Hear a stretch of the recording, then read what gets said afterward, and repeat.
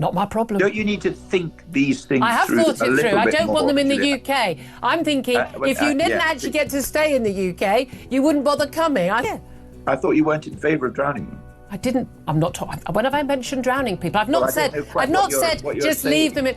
Welcome to British Focus, the channel where we break down the stories that matter and expose the truth behind the headlines. If you want to stay informed about what's really happening in the UK, make sure to like this video and subscribe to the channel. Now, let's get into it. Illegal immigration remains one of the biggest challenges facing our country today. For over 2 decades, both Labour and Conservative governments have failed to take meaningful action to get it under control. But now, under Keir Starmer's Labour government, the situation seems to be getting even worse. Weak policies, little enforcement, and a complete lack of a real plan have left many Britons wondering, does the government even want to stop illegal immigration? In a heated live TV debate, a Labour minister was confronted by an interviewer who pushed him to defend the government's stance. His answers spoke volumes about Labour's true position on the issue, raising serious concerns about the future of our borders. Copying some of Donald Trump's policies, popular with Americans, popular with an awful lot of Brits as well, like, for instance, declaring a border emergency. Well, I'm not quite sure what that would involve in the UK. Declaring a border emergency would mean what? Sending the army down to the White Cliffs of Dover. Well, that would work for me, and I think many of our audience. I mean, we were able to close the borders during lockdowns and COVID. There was a fine even for going to an airport with an intention to get on a flight. For goodness' sake, surely we have the ability. We have an emergency, do we not? I'm very strongly against that, Julia. I think the consequence would be the degree of lack of freedom for people. I recall the home of common sense being rather against the lockdown restrictions, and yet you appear to want against law-abiding Brits, yes. And how would you choose, Julia? I'm pretty sure we managed to do this quite a lot of the time. I imagine they managed to do it. But as a general rule, people entering the country who don't have a passport and haven't arrived at Dover or at an airport are illegal, in which case it's very easy to find out which ones, because they're on a dinghy in the middle of the channel. Well, what we've taken the view is that we let them in because and I'm in favour of this, we don't let them drown in the channel. I'm not in favour of letting them drown. I'm saying you can pick them up, but they don't come on shore. Okay, so what would you do, Julia? I mean, personally, if it was me, I'd pick them up the channel and I would just take them back to French waters. But French won't have them. Well, the thing is, the French don't have to accept them. We just kind of just take them back. Here you go. And then what happens to them? Not my problem. Don't you need to think these things through? I have thought it through. I don't want them in the Julia. UK. I'm thinking if you didn't actually get to stay in the UK, you wouldn't bother coming. I think that would be a really clear signal. It worked in Australia. If we had the similar sort of policy, it would work here. I thought you weren't in favour of drowning them. I didn't. I'm not talking. When have I mentioned drowning people? I've not said just leave them in. We have all these ships in the middle of the channel, and we pick them up and then we bring them to the UK. The boats are only meant to last halfway so they can get picked up by the British Navy or the RNLI. What we do is we pick them up and we take them straight back to France. And if the French don't like it, they can engage with our warships or RNLI if that's what they want to do. I don't think they will.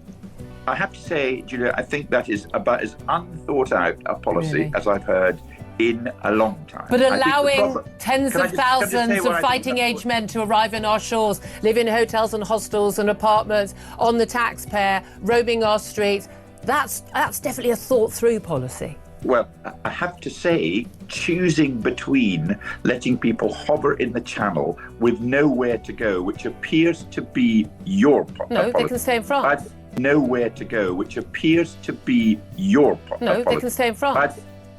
Well, France won't take them in. You don't seem to be addressing that at all, Julia. No, I'm not. No, you drop them off on the beach in France. Julia, sorry to interrupt you.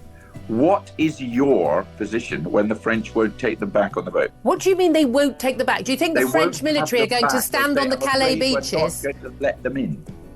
What do you mean let them in? You literally drop them back on the same beach that they just come from. We're not allowed in to do that. Not allowed in? Well, I mean, not allowed in to do that. Well, by the French, because they don't want to. No, but what are the French going to do about it? If the French want to go and if the French want to put all their officials all the way along the beaches, stop us dropping, maybe those officials could work at stopping the boats going into the water in the first place. I mean, either way, it works for me. Anyway, I think we're disagreeing on this. I'm not in favour of that. No, because you're Labour, you're in favour of open borders. What about tariffs? I think I'm trying to be practical. I thought I was talking to the home of common sense, but I appear to be talking to the home of cakeism here. Why is it cakeism? Because it's completely impractical. I mean, A, it's not. B, let's move on.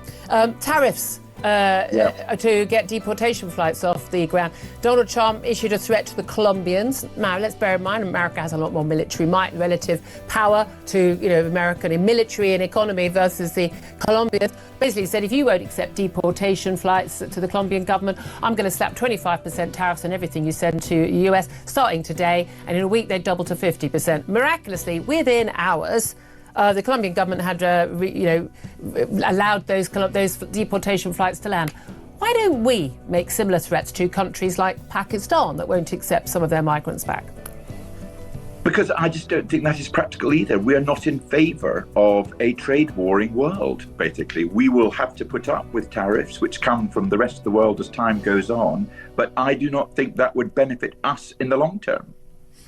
Well, getting rid of some foreign criminals in some cases, you don't think that would benefit us?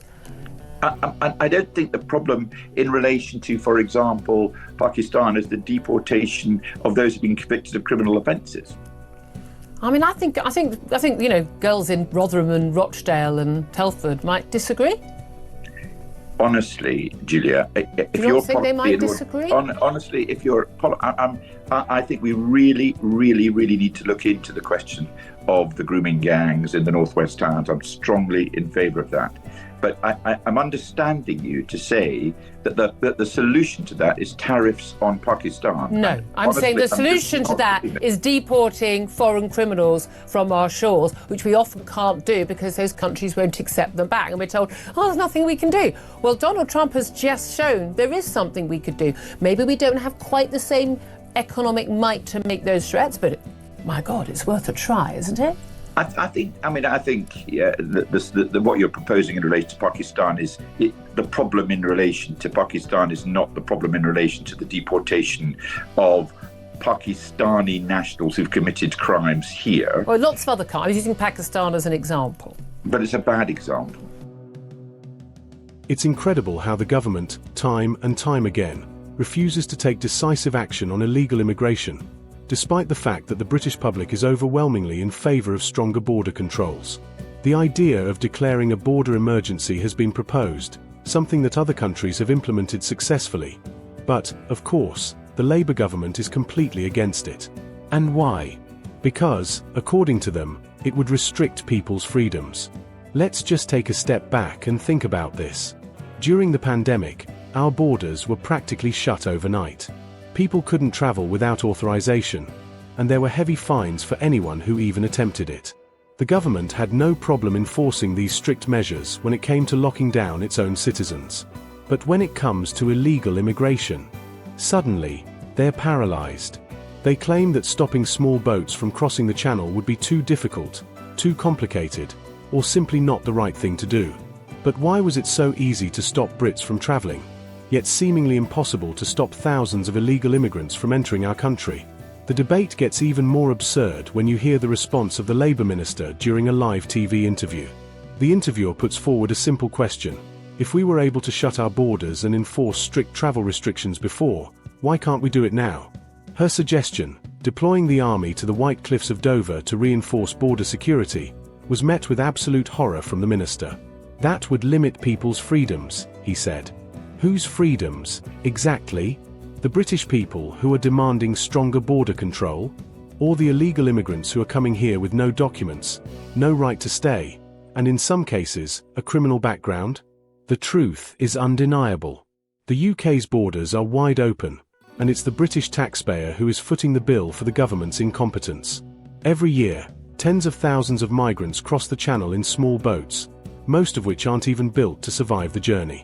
They expect to be picked up by the RNLI or the British Navy because they know they will be taken straight to the UK, housed in a hotel, and given free food, medical care, and legal aid. This is not a real asylum system. This is a complete joke. And here's where the debate really exposes Labour's true intentions. The interviewer suggests a simple solution: return them to France. If they know they won't be allowed to stay, they will stop coming. Seems logical, right? But the minister pushes back immediately. France doesn't have to accept them, he says. The interviewer then asks the most obvious follow-up question: why aren't we pressuring France to take action? Instead of answering, the minister deflects, dismissing the idea as not well thought out. But here's the real issue. It's not that this policy is impossible, it's that Labour simply doesn't want to do it. Think about Australia. They implemented an offshore processing system for illegal immigrants. They stopped the boats. They sent a clear message: if you come here illegally, you will not stay. And what happened? The problem was solved. The same approach could work in the UK, but instead, the government continues to reward illegal migration rather than deter it. Then, we get to the most damning part of the debate: deportation. Donald Trump, whether you like him or not, demonstrated how effective strong policies can be. He told Colombia that if they refused to accept deportation flights, he would slap 25% tariffs on their exports. Within hours, Colombia allowed the flights. It was a clear demonstration of power and political will. So, the interviewer asks a very fair question: why don't we do the same? Why don't we put economic pressure on countries like Pakistan, which refuse to take back criminals who should be deported? The response from the Labour minister is nothing short of laughable: we don't believe in trade wars. Really? Because Labour doesn't seem to have any problem making life more expensive for British citizens with endless tax hikes and green levies. But when it comes to protecting our country from foreign criminals, suddenly, they're concerned about economic diplomacy. And this isn't just an abstract issue.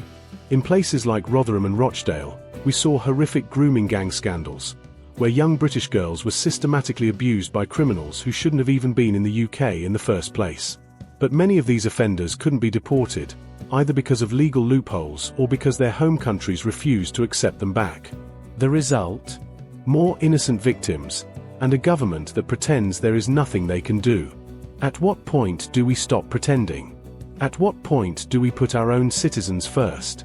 We have a government that prioritises the rights of illegal immigrants over the safety and well-being of British people. And anyone who questions this policy is labelled as cruel or heartless.